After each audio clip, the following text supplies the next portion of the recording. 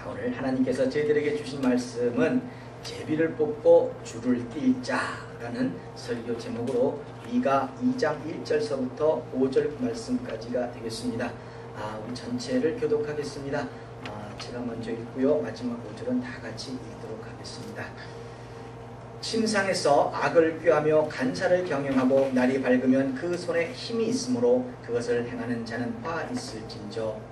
밭들을 향하여 빼앗고 집들을 향하여 취하니 그들이 사람과 그 집사람과 그 사람을 학대하도다.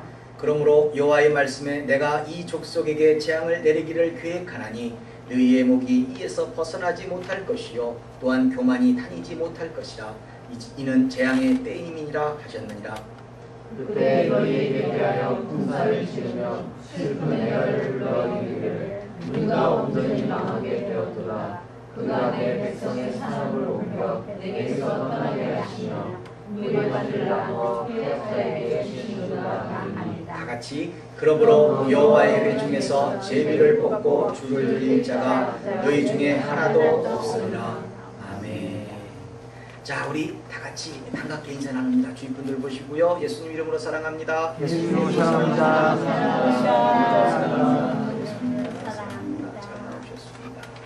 자, 일주일의 삶이 평안하셨습니까? 네, 평안하시기 바랍니다. 우리는 기필코 평안해야 됩니다. 또 기필코 평안하셔서 하나님이 주신 분깃에서 최선을 다함으로 하나님을 영화롭게 하시기를 기원합니다. 자, 신명기요 32장 9절 말씀을 보시면요, 여호와의 분깃은 자기 백성이라. 예, 하나님의 분깃은 자기 백성이랍니다. 야곱은 그 택하신 기업이로다 라고 말씀하십니다. 여기서 분깃이라는 말을 간단히 정의하면요, 나눈 한몫, 삶의 터전 등등 이런 것이죠. 이런 말이 됩니다. 이것을 조금 더 의미를 넓히게 되면요, 내가 일해서 소득을 얻고 그 소득으로 하나님의 말씀을 지켜 행하면서 살아가야 하는 삶의 터전이 되는 것입니다. 그러면 반대로 여호와의 분깃은 자기 백성이라. 지금 우리라고 지금 말씀하시는 거예요. 하나님이 우리를 택해 주셨으니까 여호와의 분깃은 자기 백성이라고 말씀하셨다면 하나님은 저와 여러분들의 삶의 모습을 통해서 하나님의 일을 하시고 있다는 이야기가 되는 겁니다. 그렇지요? 그래서 저와 여러분들은 하나님의 자랑이어야 합니다. 비록 삶의 모습이 녹록지 않아도 무엇인가 얽매여서 벗지 못하는 멍해가 나에게 있는 것 같아도 하나님은 여러분들을 통해서 지금도 일하시고 있는 겁니다. 이 믿음이 여러분들의 질병을 낫게 하고 또 여러분들이 가진 소원을 이루는 계기가 된다는 거죠. 일어나시기 바랍니다. 다시 한번 여러분들은 일어나셔야 됩니다.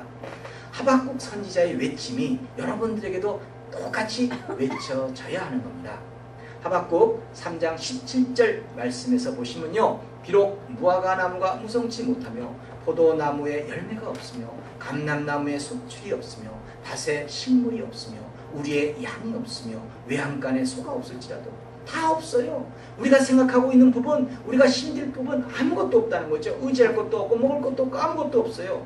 그런데 이어지는 18절에서 우리들의 결단을 촉구하고 있습니다. 나는 여호와를 인하여 즐거워하며 나의 구원의 하나님을 인하여 기뻐하리로다. 예, 그렇죠. 하나님이 우리들에게 기쁨이 되시고 또한 우리 또한 하나님의 기쁨이 되는 겁니다. 이것이 하나님과 우리와 성도와의 관계인 겁니다. 이런 고백이 저와 여러분들에게 주어진 분깃에서 충만한 능력이 되시기를 예수님 이름으로 축원합니다. 아멘.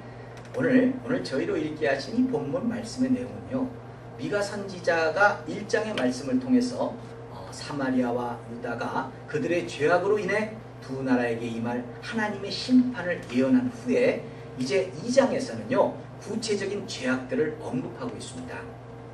일반 백성들을 향한 이 귀족들과 권력자들의 약탈은 아주 극에 달했다고 합니다. 그들은 동족을 학대하고 재산을 탈취하며 진리의 말씀을 따르는 것을 거부했다는 거죠. 이러한 악한 행위는 하나님이 택한 백성들이 말씀을 지켜 행하는 삶을 살지 않았다는 겁니다. 하나님의 말씀을 지켜 행했다면 결국은 이웃을 사랑하는 삶의 모습이었을 것이고 더욱더 섬기고 나누는 삶의 모습이었을 텐데 뭔가 재산을 탈취하고 동족을 학대하고 있었다는 거죠. 결국 이런 악한 행위는 하나님의 택한 백성들이 가야 될 길은 아니라는 겁니다. 지금도 마찬가지고요.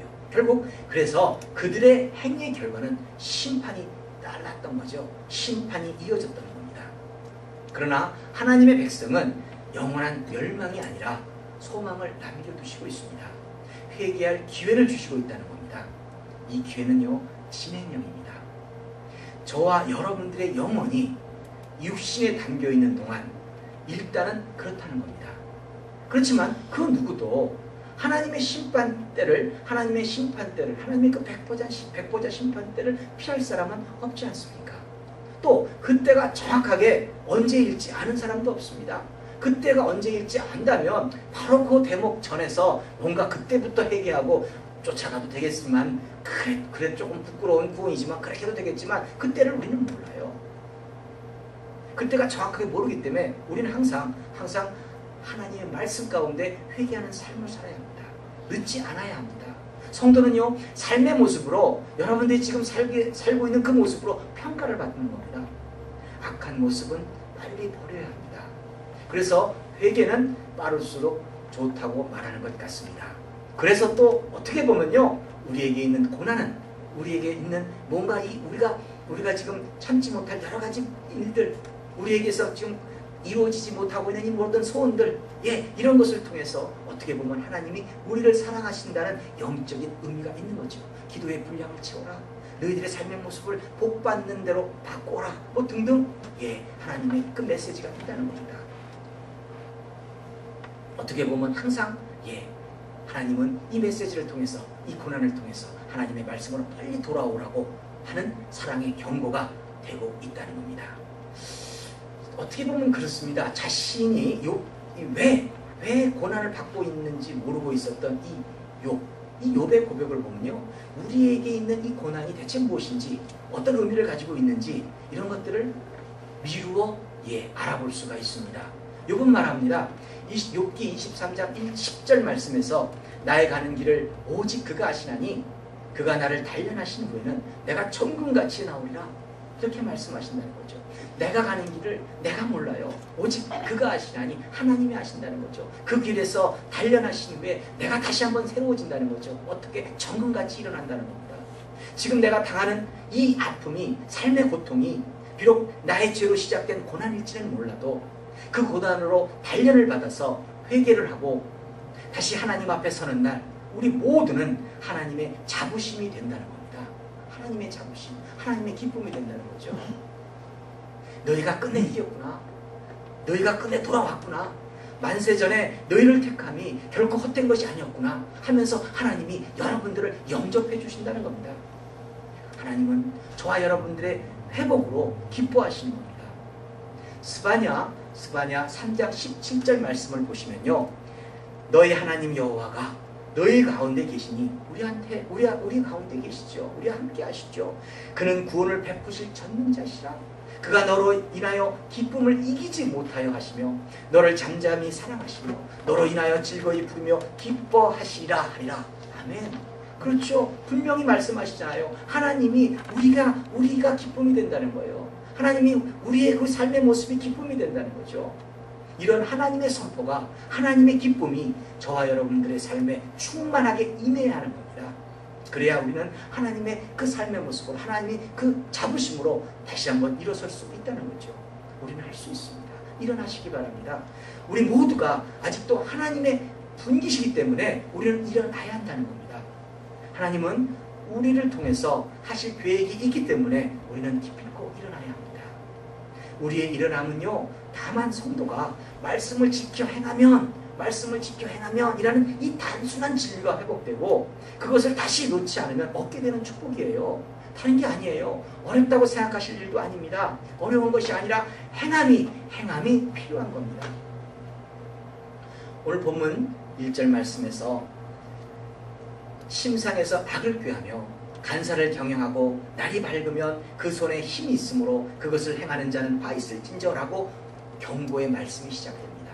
그 당시 미가 선지자가 살았던 그 당시 이스라엘 백성들이 이렇게 행함이 악했던 겁니다. 우리가 하나님의 말씀 가운데 행한다면 우리는 선한 도구로 쓰임받는 겁니다. 하지만 그 당시에 모든 백성들이 이렇게 악한 생각에서 모든 것을 이 자신의 이익을 위해서 살았던 겁니다. 성도가 악을 꾀하며 간사를 경영하는 것이 하나님의 말씀을 지켜 행하는 것은 아니지 않습니까? 그러나 이들은 이렇게 행했다는 거죠. 그 옛날 어떤 선지자가 미가 선지자가 선포한 말씀이 지금 우리들에게도 같은 음성으로 받아야 합니다. 악한 행위 그것을 금지하고 우리 삶 가운데 말씀 가운데 지켜 행하라고요.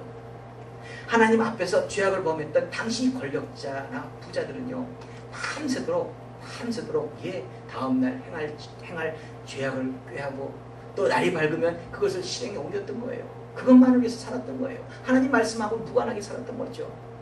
미가는요 그들이 밤에 계획하고 실행했던 이 죄악들을 본문 2절에서 적나라하게 나열하고 있습니다.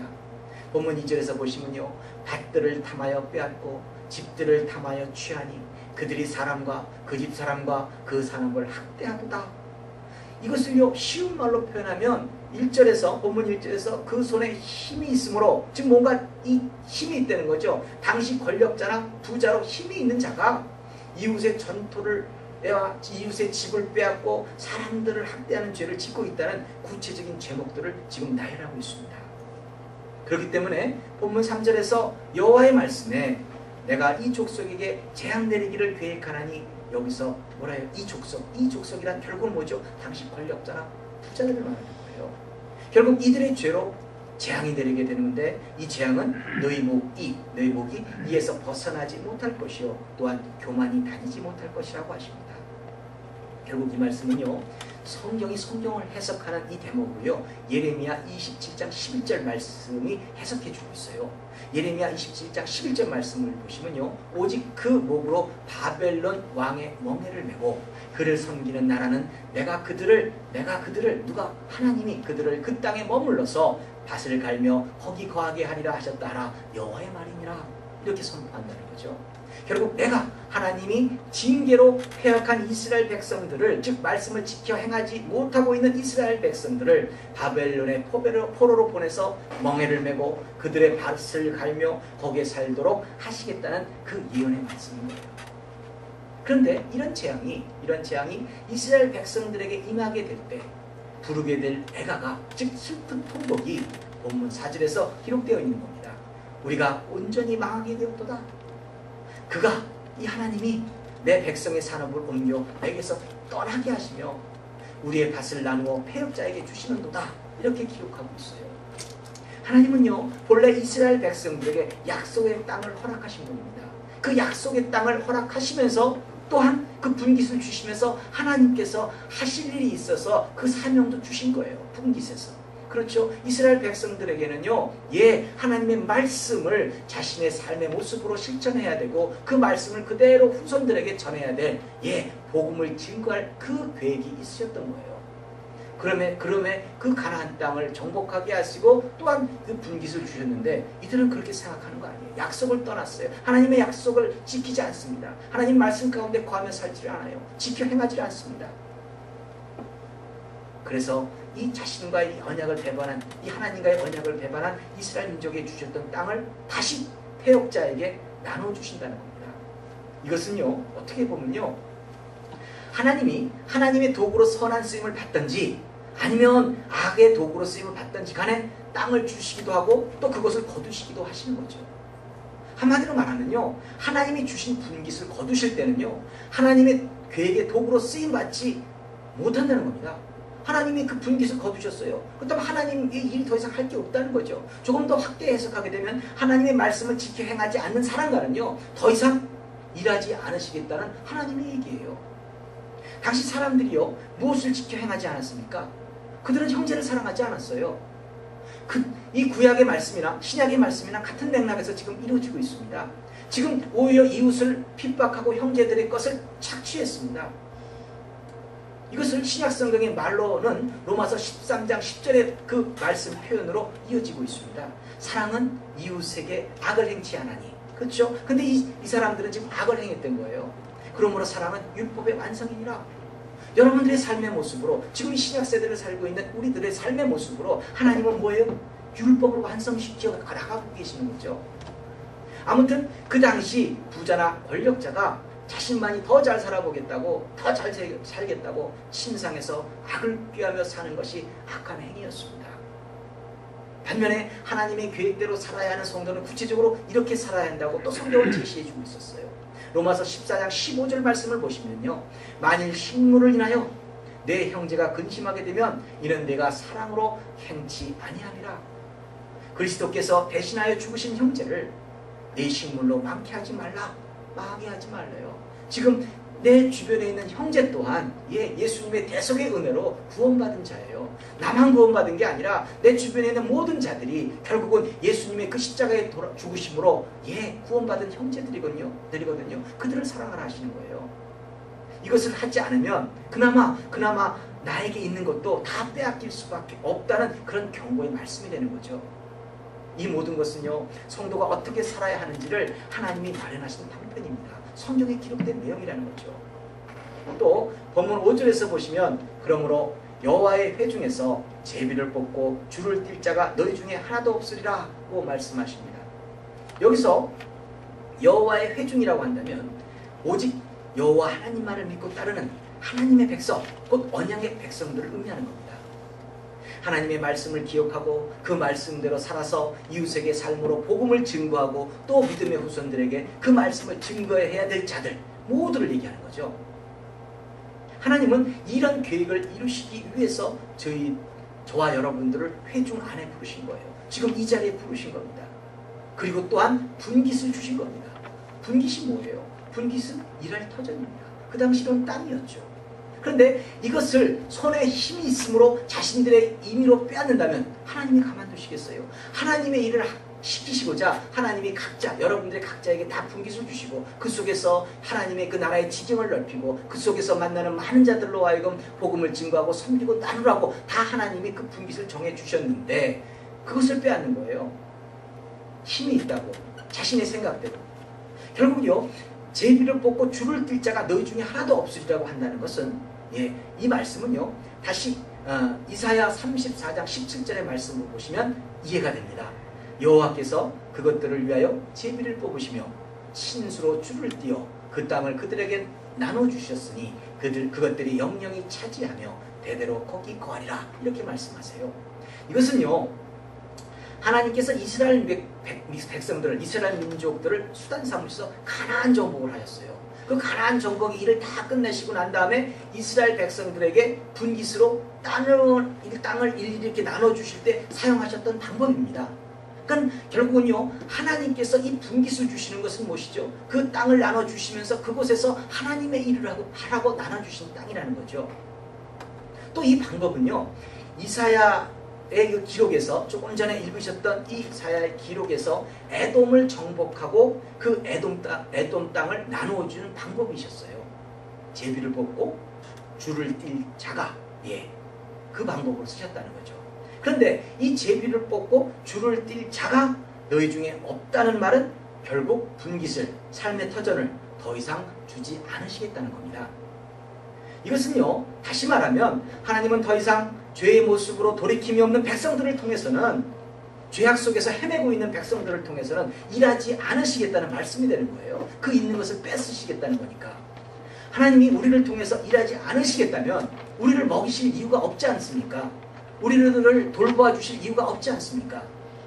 성경에서 말하고 있는 이 분깃은요, 이렇게 엄청난 영적인 의미가 있는 거예요. 그냥 주는 게 아니라 그곳에서 하나님의 일을 하라고, 하나님의 계획이 있어서 하나님의 일을 하라고 주신 겁니다. 저와 여러분들에게 주신 분깃은, 삶의 터전은 하나님의 계획이 우리들의 삶의 모습을 통해서 이루어지는 하나님의 일터라는 거죠. 하나님의 일터. 그래서 여호와의 분깃은, 즉 하나님의 계획을 가지신 하나님의 일터는 뭐예요? 자기 백성이라고 성경은 말씀하고 있다는 겁니다. 그렇다면 거꾸로 저와 여러분들의 분깃은 무엇이라고 고백해야 맞는 말이 되겠습니까? 시편 16편 5절에서 다윗은 이렇게 고백합니다.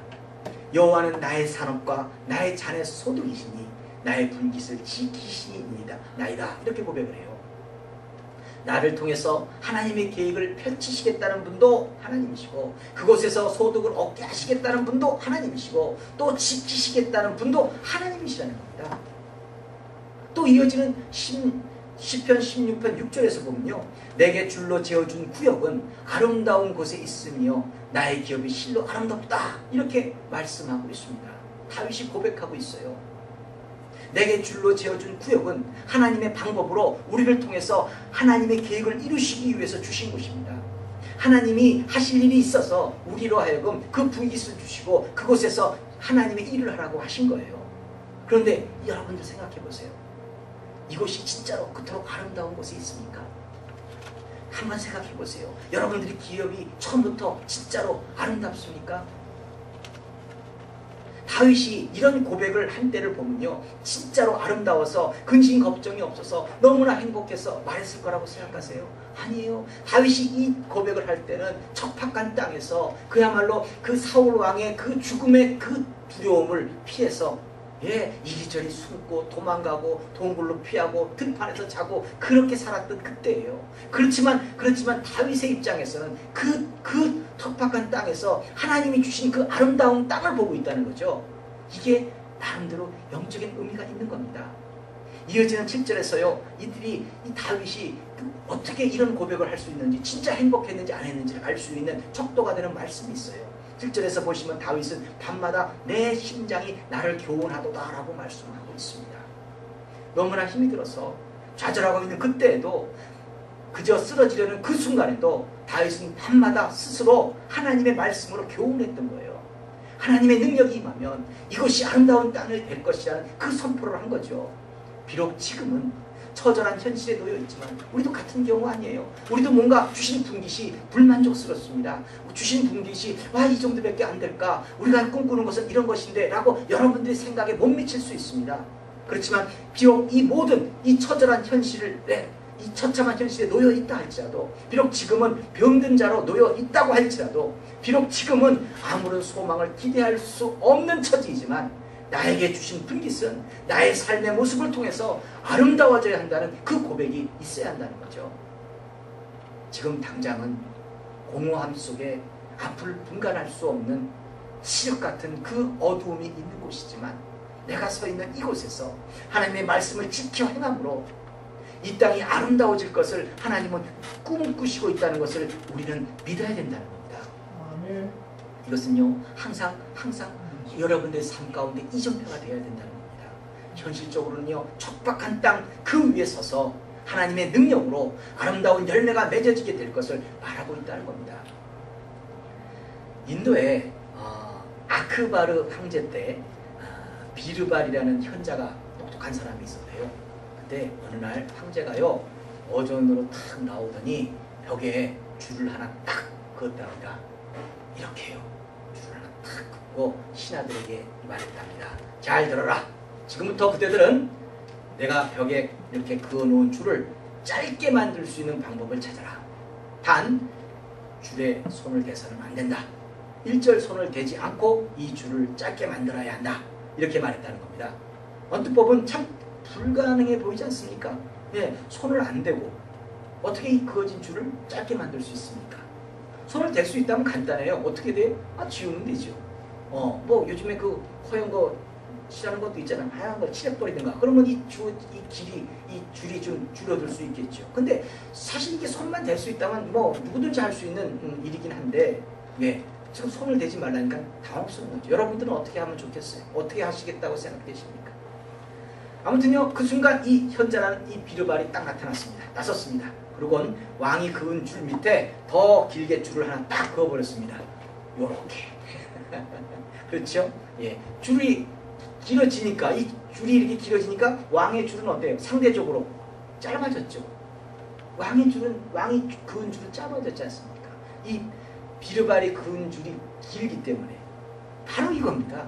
인간의 능력은요, 항상 상대적이에요. 그러나 하나님의 능력은 절대적인 강함이 있다는 거죠. 하나님의 능력은요, 감함이 없어요. 덜함이 없어요. 그 하나님의 능력은 절대적인 거예요. 이런 하나님이 여러분들을 통해서 하나님의 계획을 이루시겠다는 겁니다. 성도에게 자로 재어주신 그 분깃은 하나님의 능력이 머무는 거죠. 절대적인 능력. 여러분들에게 땅을 주셨다면, 여러분들에게 분깃을 주셨다면 그냥 그곳에서 살아라? 아니죠. 능력을 함께 주시는 거죠. 이런 것들을 믿음의 눈으로 돌아보시기 바랍니다. 믿음의 눈으로 여러분들의 삶의 현장을 한번 둘러보시기 바랍니다. 비록 내게 주신 분깃이 참 하찮아 보일지라도, 부족한 것처럼 보일지라도, 뭔가 지금 미흡한 것처럼 보일지라도 그것을 아름답게 만들어야 더 큰 분깃으로 하나님은 우리를 축복하시겠다고 그곳에 능력을 부으신 거예요. 미가 선지자는요, 당시 권력자들이 형제를 사랑하지 못하고 하나님이 주신 분깃을 자신들의 그 손의 힘으로 빼앗는 이 무지한 자들에게 경고를 한 거예요. 하나님이 주신 그 분깃이 그냥 우리가 볼 때 육적으로 보게 되면 그냥 토지일지 모르죠. 토지일지 모르지만, 그래서 더 많은 수입을 얻는 데 필요한 것이라고 생각될지 모르지만, 하나님은 그것으로 하나님의 일을 하시고 또 하나님의 일을 하는 백성들에게 더 많은 일을 할 수 있도록 재원이 된다는, 이 재원으로 주신다는 것을 모르고 그냥 자신들의 욕심만을 취한 거예요. 그러니 당연히 하나님은 그들을 징계하실 수밖에 없다는 거예요. 여러분들이 서 있는 그곳, 이것은 여러분들에게 주신 하나님의 분깃입니다. 여러분들을 통해서 하나님의 일을 하시겠다는 그 영적인 능력을 주시겠다는 그곳입니다. 하나님은요 그곳으로, 여러분들에게 주신 그 땅으로 하나님의 일을 하시고 하나님의 백성들을 축복하시는 거예요. 이것 때문에 하나님의 말씀을 지켜 행하지 않으면 어떻게 돼요? 다시 제비를 뽑고 줄을 뛸 자가 없을 것이라고 선포한 거예요. 하나님의 일을 하지 않는데 하나님이 분깃을 왜 주세요? 그렇죠? 그렇기 때문에 하나님의 말씀을 지켜 행하면 우리는 항상 우리의 분깃을 더 지경을 넓혀지게 되는 겁니다. 다시 한번 말씀드립니다. 비록 아무리 생각하고 또 생각하고 이리 보고 저리 보아도 여러분들의 분깃이 하찮아 보일지라도 그렇게 생각하지 마시기 바랍니다. 그곳에서 사랑하기 힘든 자들을 사랑하시고, 그곳에서 나의 삶의 모습에서 나타나고 있는 이 패역한 모습들, 하나님 말씀을 지켜 행하지 못하고 있는 이런 나쁜 모습들을 내가 직접 도려내야 할 곳으로 삼으시기 바랍니다. 여러분들이 서 있는 그곳은요, 하나님의 절대적인 능력이 넘치는 곳이고, 여러분들의 기도와 삶의 모습으로 어떤 사단의 계획에도 넘어지지 않는 곳이고, 좌절하는 곳이 아니어야 되고, 승리해야 하는, 성공해야 하는 아름다운 하나님의 아름다운 땅이라는 겁니다. 여러분들이 섬기는 가정과 삶의 터전과 교회는 여러분들의 기도와 삶의 모습으로 더욱 아름다워집니다. 잊지 마시고 그곳에서 하나님의 능력을 구하는 여러분들의 분깃들이 모두 되시기를 예수님의 이름으로 축원합니다. 기도하겠습니다. 할렐루야. 하나님 아버지 감사합니다.